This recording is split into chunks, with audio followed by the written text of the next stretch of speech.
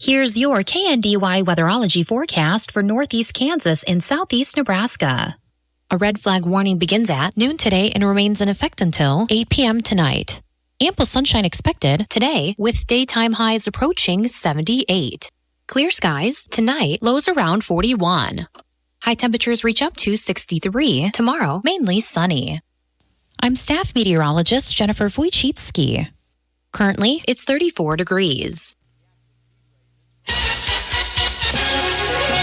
Kansas Mid-America Network News, I'm Andy Hoosier. Well, the Kansas State Legislature wrapped up at the end of last week with two bills coming out of the State House of Representatives that would give property tax relief to owners around the state and are now headed to the Senate, where the Senate is looking at these bills early on this week. As KSNC News reports, that the House did pass HCR 5011 and HB 2396 on Friday that would create the guidelines for property tax and appraisals, while also ensuring that cities and counties keep spending in check. As according to one of the bills, they say that it would limit the property tax revenue increases for jurisdictions based on the previous year, while also accounting in inflation, new constructions, and certain bond payments. The other bill would remove revenue-neutral rate provisions and give voters the ability to protest budgets exceeding their limits in their local community. Both bills did pass the House of Representatives in overwhelming majorities, with HCR 5011 passing the House 117-4, with House Bill 2396 passing 115-6, with the bills now headed to the Senate this week.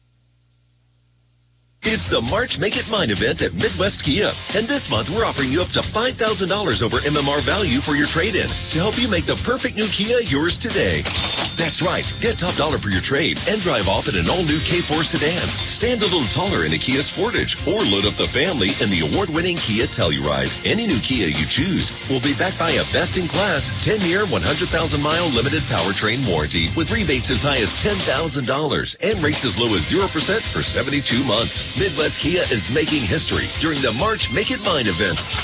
At Midwest Kia, we're all about making your car buying experience simple, transparent, and fast. But hurry, this March-only offer won't last long. Visit Midwest Kia or check us out online at MidwestKia.com and get up to $5,000 over MMR for your trade-in. Midwest Kia, where your trade is always worth more, and we're always singing, we want to see ya in a Midwest Kia. Warranties, a limited powertrain warranty. See dealer for details. The nuclear power plant in the state of Kansas, known as the Wolf Creek Nuclear Power Plant, is celebrating its 40th anniversary and says that after the latest approval from the federal government, it is approved to function for another 20 years. Yeah, it's an important event because it's not just a birthday of achieving 40 years. It's because we're now allowed to extend the life of the plant for an additional 20 years.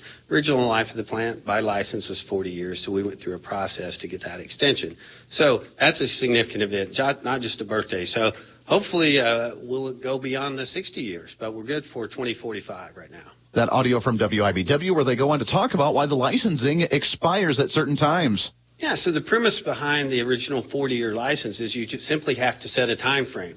So that was the time frame that was set.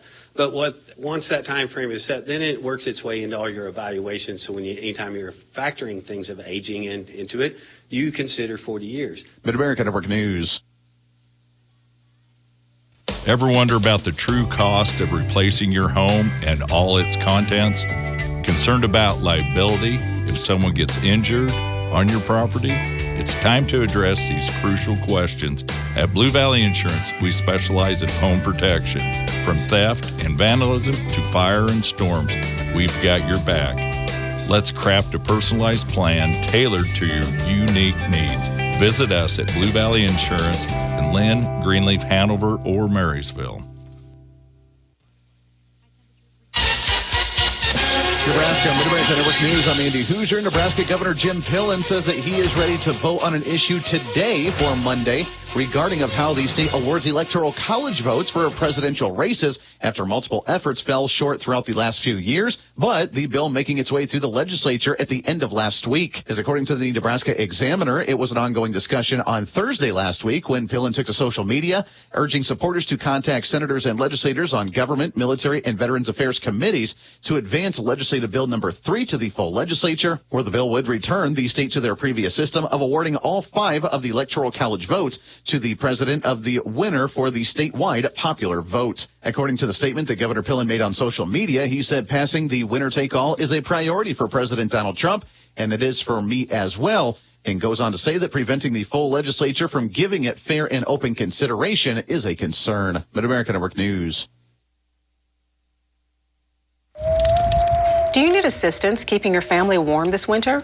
Consider applying for the Low Income Energy Assistance Program, or LEAP, to keep your furnace on. The application period closes March 31st, 2025 at 5 p.m. Visit dcf.ks.gov and click on Apply for Services to submit your application. LEAP will help your family stay warm this winter. Funding is provided by the U.S. Department of Health and Human Services. Sponsored by the Kansas Department for Children and Families and aired in cooperation with the Kansas Association of Broadcasters and this station. Reporting local news, I'm Bruce Dierking. Bridges were again among discussion items at the Marshall County Commissioners meeting last week, with Public Works advising that a plan needs to be established for replacement of a structure north of Waterville over the Little Blue River on 4th Road. This could come in at some $2 million. Annual Marshall County Township meeting is planned Tuesday, March 11th at the Helvering Center in Marysville.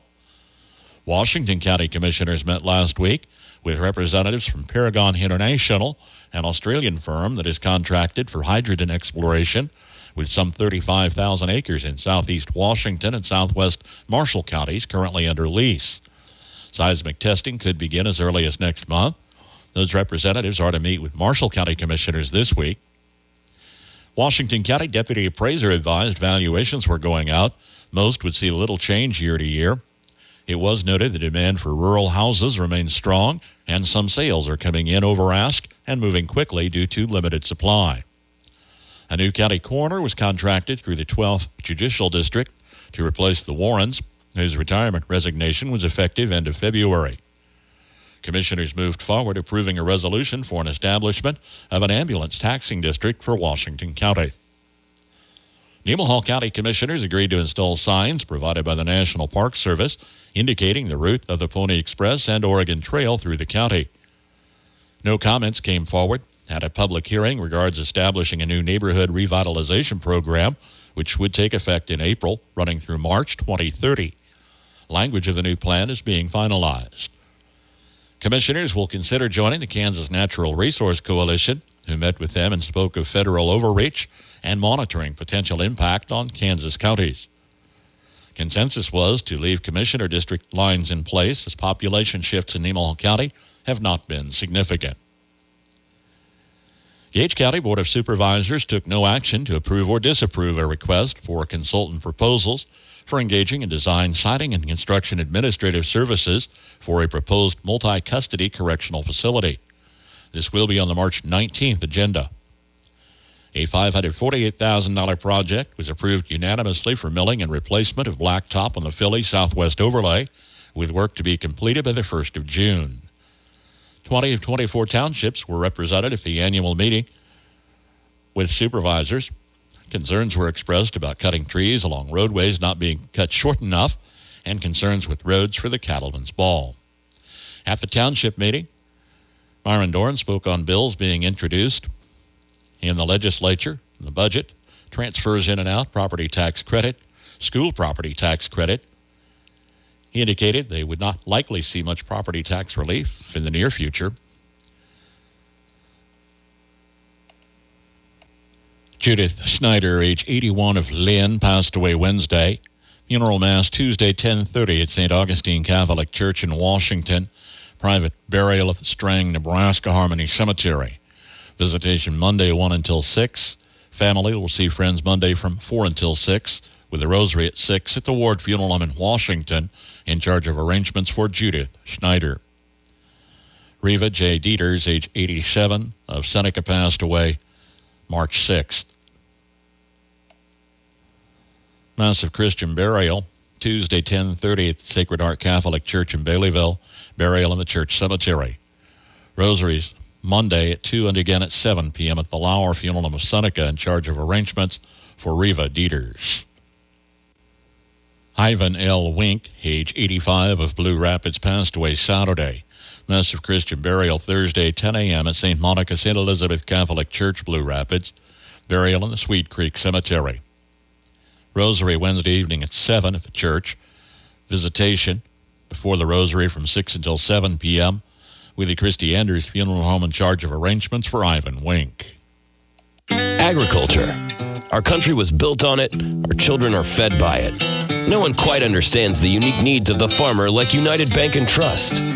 Whether you raise crops or livestock, you need the right equipment at the right time. Our ag loans can help you acquire and maintain that equipment when and where you need it. Contact one of our experienced ag lenders today. United Bank and Trust. Banking for your way of life. Member FDIC. Equal housing lender. On the Marshall County Senior Citizens lunch menu today, Italian chicken, rice, asparagus, and apricots. Tomorrow, lasagna, French bread, green beans, peaches, and cake. Agency on Aging will distribute breadbasket commodities. This month's box includes shrimp, chicken drumsticks, and salad shrimp. The distribution is for those who qualify financially and are Marshall County residents and will be offered this afternoon 2 until 3 p.m. at the south side of the Helvering Center in Marysville. If you're not already signed up, you may do so at the distribution. Please bring along a copy of a proof of income they can keep with your application. KNDY News Time 7:14. Here's your KNDY weatherology forecast for northeast Kansas and southeast Nebraska. Sunny and breezy today with our highs in the upper 70s and lower 80s. Southwest winds between 5 and 20 and gusting as high as 35. Clear skies overnight tonight with our lows in the upper 30s and lower 40s. Southwest winds between 5 and 15 and gusting as high as 30. Sunshine throughout Tuesday with our highs in the upper 50s and mid 60s. Northeast winds between 10 and 15 and gusting as high as 30. Partly cloudy skies over Tuesday night with our lows in the mid to upper 30s. Mostly sunny skies throughout Wednesday with our highs in the upper 60s and lower 70s. Then mostly clear skies on a Wednesday night with our lows in the upper 30s and lower 40s. Staying warmer still throughout Thursday, some sunshine with our highs in the mid 70s. Then mostly clear skies over Thursday night with our lows in the lower to mid 50s. South winds between 10 and 15 and gusting as high as 30. Some rain showers are possible throughout Friday, otherwise sunny with our highs in the upper 60s and lower 70s. And some rain showers throughout Friday night, mostly cloudy with our lows in the lower to upper 30s. And some rain showers throughout Saturday. I'm meteorologist Kara Foster. Average high temperature mid-March 54. Record high on this date 84. The average low 30. Sunrise this morning 7:46. Sunset this evening at 7:29. The National Weather Service has issued a red flag warning for northeast Kansas, southeast Nebraska, with a combination of dry fuels, low relative humidity, and gusty southwest winds in effect Monday afternoon and early evening. Again, the National Weather Service has issued a red flag warning today. It's time to spend in the NFL. Good morning, I'm Jay Reynolds. There are a bunch of oxymorons: bittersweet, small crowd, jumbo shrimp.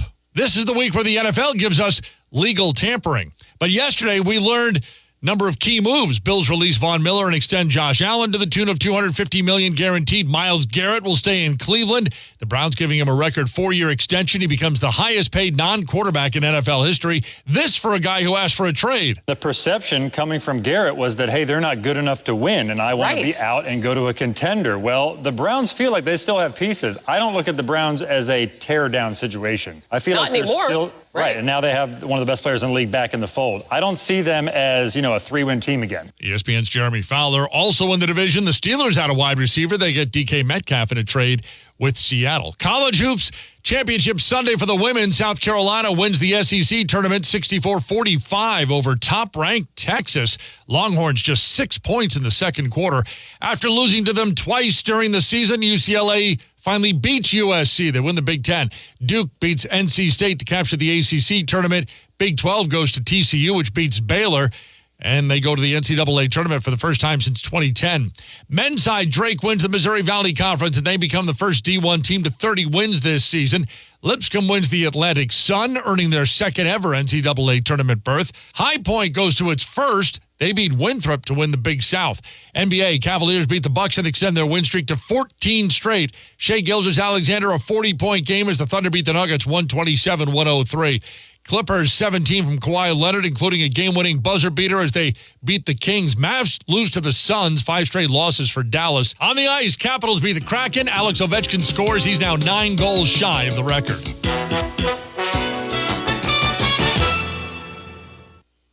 There are lots of reasons to get excited for spring. Warmer weather, get-togethers, and now new spring arrivals from your favorite brands at Macy's. Even more exciting, refresh your beauty routine at our Buy More, Save More event. Pick up new skincare, makeup, and fragrances from Estee Lauder, Valentino, MAC, and more. And save $30 with every $150 you spend. The more you spend, the more you save. Don't wait. Beauty deals this good won't last long. Hurry into Macy's today. Savings off regular price beauty and fragrance. Exclusions apply.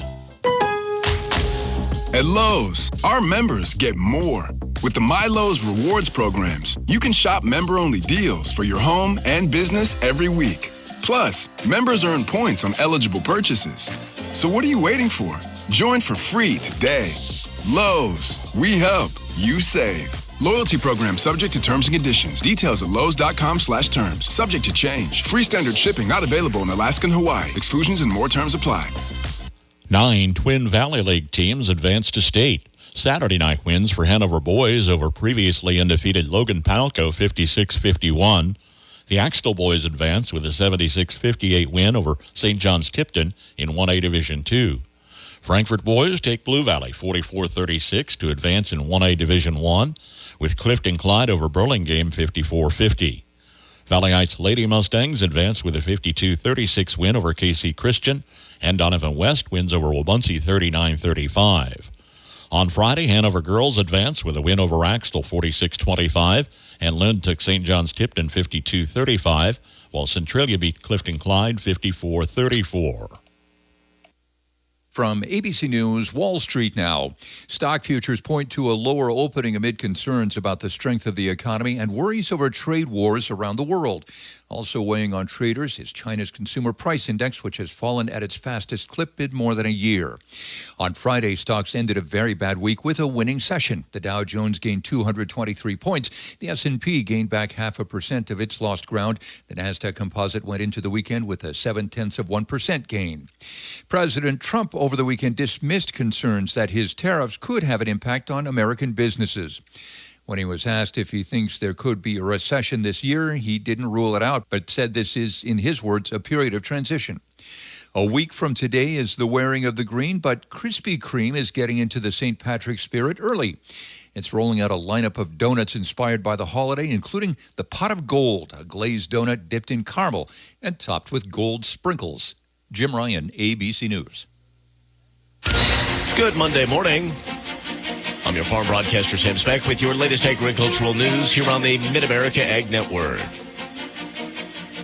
Bird flu has devastated the nation's egg-laying herd while fueling food inflation, but vaccinating hens would likely impede poultry exports unless there's a way to ID vaccinated birds. Bird flu vaccinations as well as trade were talked about during a recent House Ways and Means panel hearing, and Lloyd Smucker, who represents Pennsylvania Lancaster area, which is one of the biggest egg-producing regions in the country, had this to say about the situation. France and other countries have had the vaccine for a while, so I think it's probably time, and I know that the administration is working on this, that we allow vaccinations for at least our layers. But doing so could severely impact poultry exports. Former U.S. Chief Ag Trade Negotiator and now head of the National Milk Producers Federation, Greg Dowd, says there is an answer to this. These vaccines are differentiated vaccines. The term is DIVA vaccines, means that you can tell the difference from an animal that's been vaccinated versus occurring and got the virus in the wild. And being able to differentiate one from the other solves the trade issue. Dowd says at least 2 firms are working on such vaccines. In other farm trade news, President Donald Trump cut to 10% tariff on the imports of Canadian potash, a key fertilizer ingredient. Most of it comes from the country of Canada. He delayed till April 2nd. 25% tariffs on other Canadian and Mexican goods are exempted products covered by the USMCA trade deal, including the automobile industry. Did want to note there still is a 10% energy tariff, referring to the lower duty applied to the Canadian energy exports. The president has also decided to reduce the duty rate that will apply to Canadian potash after April 2nd to 10%, as mentioned. A senior administration official told reporters at the Oval Office that the decision was to protect American farmers. Sam Speck with your latest check of agricultural news right here on the Mid-America Ag Network. From Kansas State University, this is Agriculture Today. I'm Shelby Varner. The 2024 grain sorghum crop performance test results have been published from various testing locations in Kansas. K-State Crop Performance Test Coordinator Jane Lingenfelser explains how this season for grain sorghum was and what yields were. She gives a brief recap of 2024's temperature and precipitation. The past year in Kansas ranked as the second warmest of the last 130 years. The average temperature for Kansas was 57.5 degrees or 3.4 degrees above normal. 10 of the 12 months averaged above normal. Only January and surprisingly July were below normal. Luckily, the warm weather was accompanied by the most precipitation since 2019. And while the overall annual precipitation was still below normal, it was closer to normal than it has been for the last several years. Lingenfelser shares the state's yield and how it compares to 2023. So the overall state yield of 65 bushels per acre was 13 bushels higher than the previous year. She lists the yields from the non-irrigated test locations in Kansas. We had Manhattan in Riley County. The average overall in Manhattan was 113 bushels. That's up 17 bushels from last year. We also had Belleville in Republic County. The average there was 126 bushels. Last year it was a loss. Moving on, the average at Assyria was 48 bushels. It was also a loss last year. Back to the eastern part of the state, we had Ottawa in Franklin County. The average at Ottawa was 125 bushels. That's down about 2 bushels from last year. Back to the south central part of the state, we had Hutchinson in Reno County. The average there was 118 bushels. That's also about down 2 bushels from last year. In the western part of the state, we had a Hayes in Ellis County. The average there was 82 bushels. That's an increase of about 56 bushels from last year. We also had Larned in Pawnee County. The average there was 56 bushels. That was down quite a bit from last year. We also had Colby in Thomas County. The average there was 103 bushels. That's down about 30 bushels from last year. That was K-State Crop Performance Test Coordinator Jane Lingenfelser with Grain Sorghum's 2024 Performance Test. Find more results at www.agronomy.ksu.edu. I'm Shelby Varner, and this has been Agriculture Today over the K-State Radio Network. Good morning, Dennis Enrakes with Beatra 77 Livestock. It's certainly a Monday. Hey, with a 10:30 start here today, it's going to be a smaller run. Certainly do have hay also, but it seemed like that fine weather we had there Tuesday, Wednesday kind of shut the door a little bit. So good morning, doll, with a 10:30 start here today. Well, the cattle market certainly bounced back. $2 to $2.02 in the cash, $3.15 to $3.17 in the carcass. So you certainly will notice a $2 to $4 upswing on the cattle market last week with very good trading and offering of cattle. Here today, 10:30 start. We'll get on the feeders at 12:30. We'll get into the weigh-ups right here this morning, but they're at 12:30 here today. We do have 2 bottle calves. There is a black heifer bottle calf, 6 days old. There's a red Angus heifer bottle calf, 40 days old. In the feeders, like we said, it's going to be light. 6 black and black baldy steer and heifers coming off cow. They're out of Talmadge. The Teton cattle, they're going to weigh that 5 to 6. The Huntington cattle out of Wymore, 6 black steer and heifers, 5 to 600. The Axtell cattle, there's 24 head of black steer and heifers, nice set of calves. They're going to weigh that 5 to 700. Erie Kinko out of Fairbury's got 10 red white face steer, good redneck cattle guys. They're going to weigh 600. Sukup out of Denton's got 15 black steer and heifers, 6 to 700.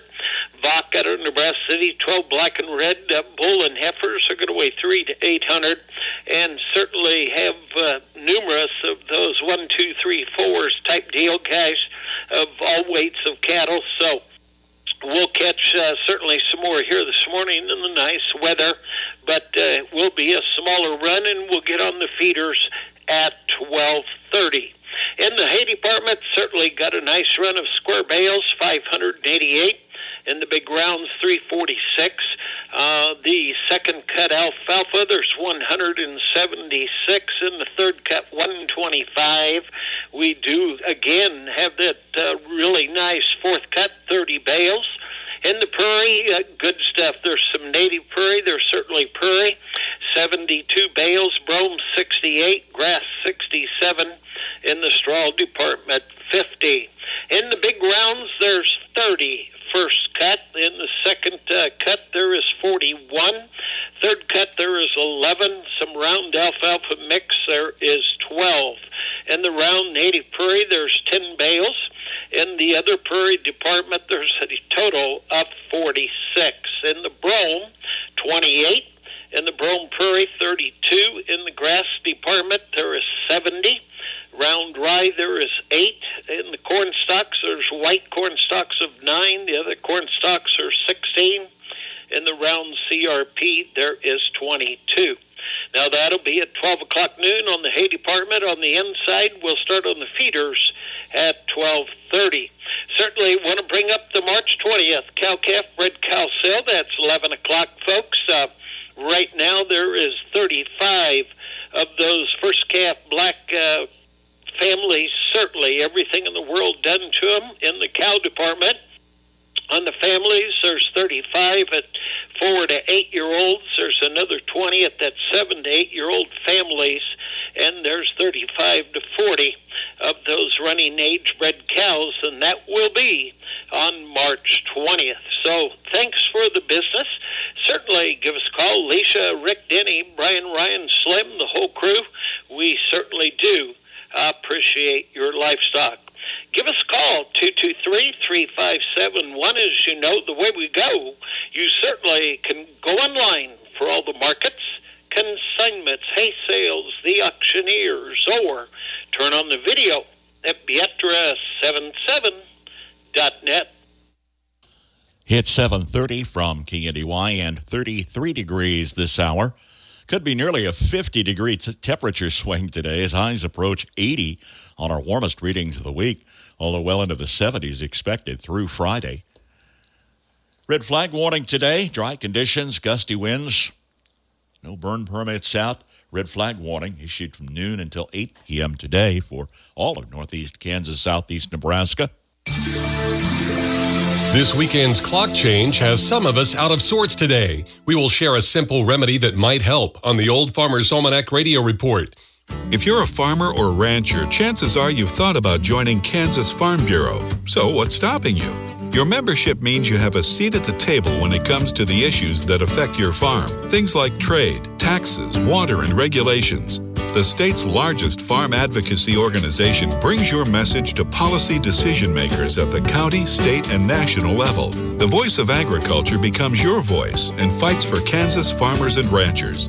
And a Kansas Farm Bureau membership includes other benefits. For about $50 a year, you'll receive discounts on equipment and supplies, cell phone plans, financial and legal support, home and office supplies, and more. You'll also receive Kansas Living, a quarterly lifestyle magazine featuring real stories of farmers and producers around the state, plus great recipes, crafts, and things to see and do in Kansas. Join us today. Visit kfb.org/farmerrancher to learn more. With more practical tips and useful advice, this is the Old Farmer's Almanac Radio Report for Monday, March 10th, the 69th day of the year. Actress Emily Osment celebrates a birthday, and history's first telephone call was placed on this day in 1876 by Alexander Graham Bell. The return to daylight savings time can be a tough adjustment for some people. If you're one of them, try this trick suggested by a Harvard sleep researcher. Fasting. Our sleep cycle is regulated by more than just exposure to light. Food intake also plays an important role. Fasting for 16 hours before embarking on a new time schedule, he claims, can override the other mechanisms that control our sleep patterns. And 16 hours isn't such a drastic sacrifice. Skipping dinner at night should do the trick. That is the Old Farmer's Almanac Radio Report. Learn more online at almanac.com.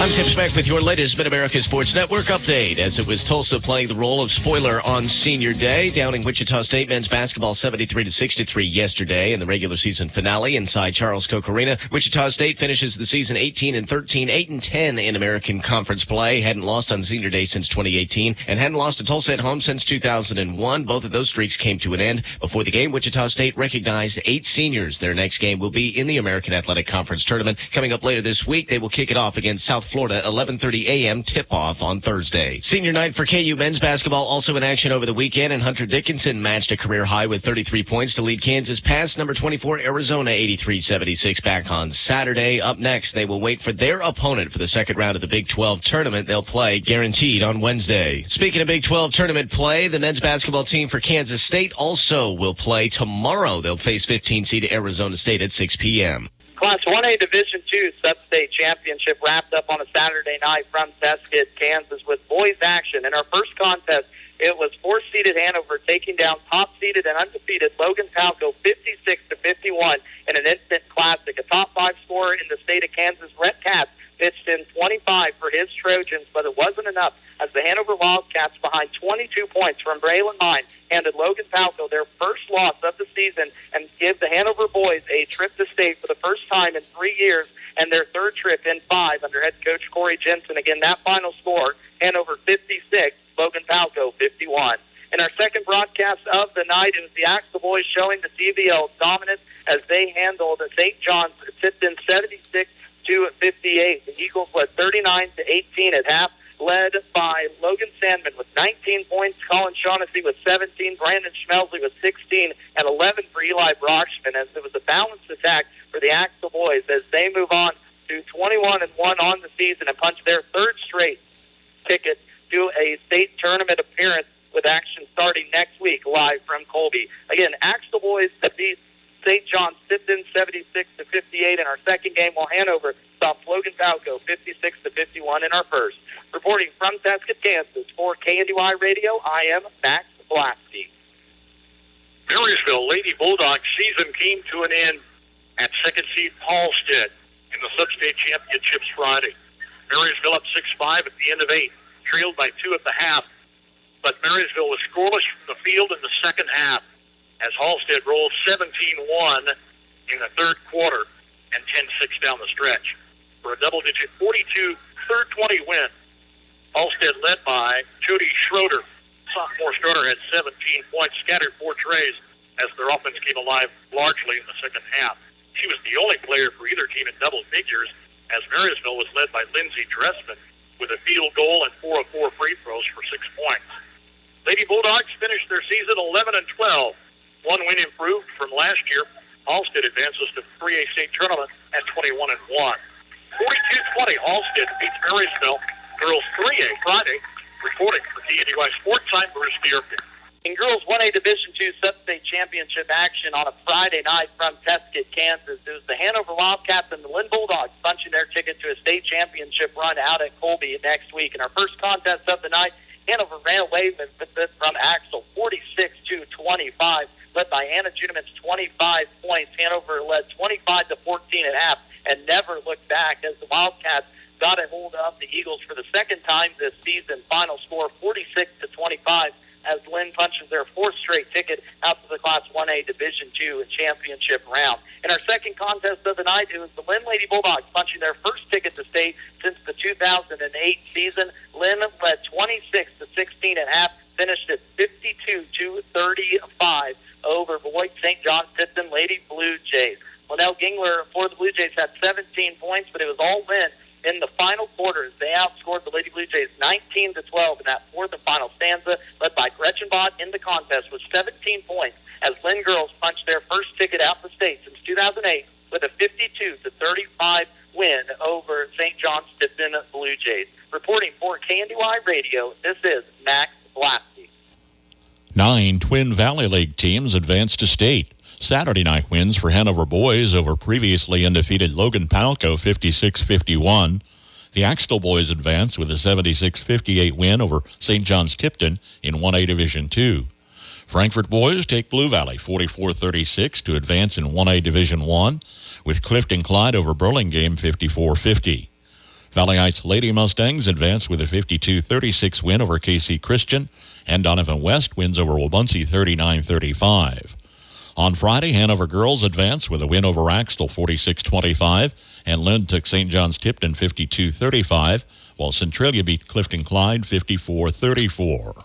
KNDY continues full coverage of area teams in the state basketball tournament with Max Blasky live in Colby covering Hanover girls and boys, Axtell boys, and Lynn girls in 1A Division II. Those games live on KNDY FM 95.5. Weston Oldie picks up the call for the Frankfort boys from Dodge City 1A Division I, and Bruce Dierking as the Valley Heights girls from Manhattan 2A. Those games live on AM 1570 FM 94.1. All of the tournament games stream on our website, KNDYradio.com, available on our mobile apps, available for Apple and Android devices. KNDY.